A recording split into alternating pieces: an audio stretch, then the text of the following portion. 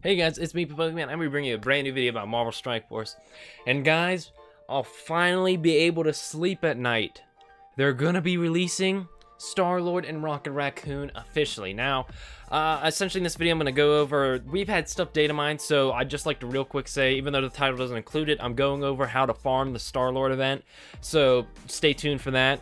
And I'm going to be talking about how these two characters are becoming. They haven't exactly explained it yet, but it's been data mined, and we can connect some pieces here to learn how we're going to be farming Rocket Raccoon and StarLord. Now, I'm so sorry to those of you guys that joined after the closed beta, because the Rocket Raccoon event has changed, and now it's going to be much harder to get Rocket Raccoon up. Before with Rocket Raccoon, they had an event where you just ran the stages, and then they gave like a certain amount of Rocket Raccoon shards, and you got them up to like, what do I have mine at? 4 or 5 stars just from that, so that was incredible.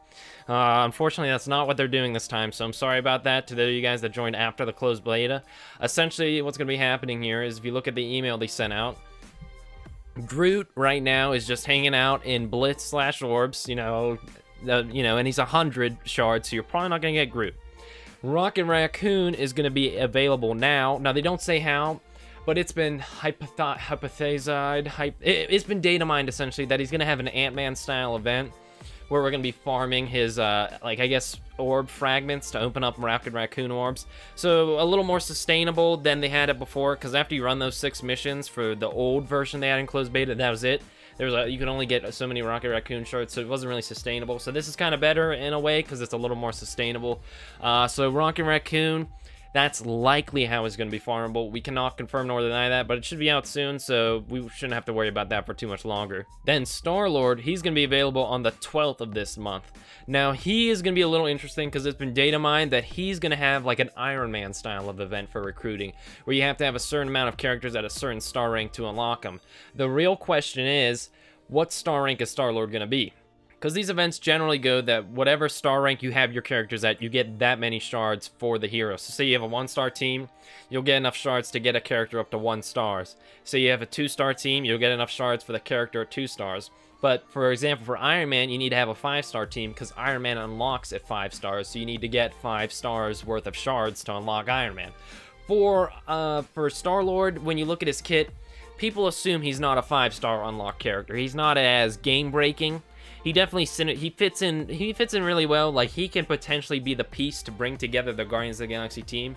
I don't think they're going to rival the Avengers, but they're definitely, I think StarLord is what the Guardians of the Galaxy are missing. But essentially, people are thinking he's probably either going to be a 4 or a 3-star unlock. So then that brings up the question, who are we going to be farming to get StarLord? Well, luckily, I made this handy-dandy little graphic if we go over to my Google Drive. Now, I'm going to be removing this from the screen because, actually, no, I'm not. Here, look, watch this, guys. I'm going to do a little bit of editing here. All right, so here's my nice little StarLord farming event guide. I'll, of course, have a JPEG linked on Reddit. So if you want the handy-dandy little JPEG, you can go there. But here's essentially what we're working with. If the data mines are correct, StarLord, you're going to need Ravagers or Guardians of the Galaxy characters to unlock him. So this does open us up to some better characters than the Iron Man event. Iron Man event only really had Captain America and Hawkeye that were all that good from that set, and the rest of the characters kind of sucked. In this event, there are 3 characters that are amazing that you can farm easily, and there's some other characters that are pretty good that are less farmable. So essentially, with StarLord, Yondu, definitely, you should already be farming him. He's so great. Gamora, definitely should be farming already. Awesome. Drax should already be farming. Already a great character. But then that brings up who you're going to fill those other 2 slots of your team with. Well, the Ravager Bruiser is a likely pick, because the Ravager Bruiser is farmable in Heroes 4-6, so that's the only other farmable character here. Well, farmable, you'll know what I mean in a bit. So essentially what's left is you have the Ravager Stitcher, the Ravager Boomer, and Rocket Raccoon and Groot. Ravager Stitcher is only farmable in Raid Store, which is kind of awkward because Raid Store is not the best to farm out of, so, that's not really ideal, that's not really farmable. And then we have Ravager Boomer, which I believe he's farmable in Blitz, so again, you don't really want to be slowing down your Gamora farming for the Ravager Boomer, because it's the Ravager Boomer. And then after that, we have Rocket Raccoon. Rocket Raccoon is... he's okay. Rocket Raccoon, well, he's good, but the problem is he's not farmable. At least if they're going to have like an Ant-Man style of farming event, you're not going to get him up high enough to unlock StarLord, presumably. So Rocket Raccoon's not really reliable. and Groot's not farmable yet, so Groot's not reliable. So this leaves you in a tough situation where these first four characters are pretty much no-brainers to pick.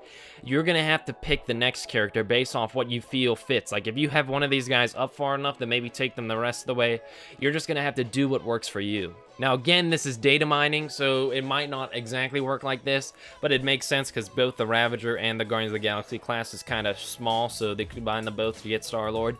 But if it does work out that way, here's the farming chart. So I'm so happy I don't have to go to sleep tonight and be like, oh, when's StarLord gonna come out? I hope StarLord comes out soon. Please, StarLord, please come out.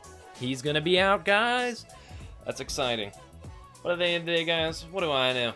I am just a 16-year-old. Signing off, guys. Holy cow, guys, I just stopped recording this video, and then hey, I saw Casino starting a bonus stream. I'm like, bonus stream? What's happening there? Turns out, you know, there's a little bit of a, the patch just kind of, there's a patch that just dropped, and not only did we get rocket raccoons, I was right, it is like an Ant-Man style thing, thanks to data mining, but they just dropped the level 65 cap on us. Like, we knew it was coming, but they're just like, well, yeah, you can do that now. And I'm like, what? You can now rank them up to level 65. There's a new Nexus campaign that comes with that. They're having the Mystic campaign coming with that, guys. Just want to throw that in the end. That, like, literally just happened. That's history right there. History just happened. I was editing, and I was like, I was like, bonus stream. Anyways. Also, real quick thing I want to note, I am starting a Discord server. You can check the link down below. You can feel free to join the Discord server. I'd like to play games with you guys. I'd like to talk with you guys. So join my Discord server, the BRB boys. But girls are also welcome. But see, BRB people doesn't work, and BRB boys and girls, doesn't roll off the tongue as well as BRB boys does. So feel free to join. I hope to see you guys there. Signing off.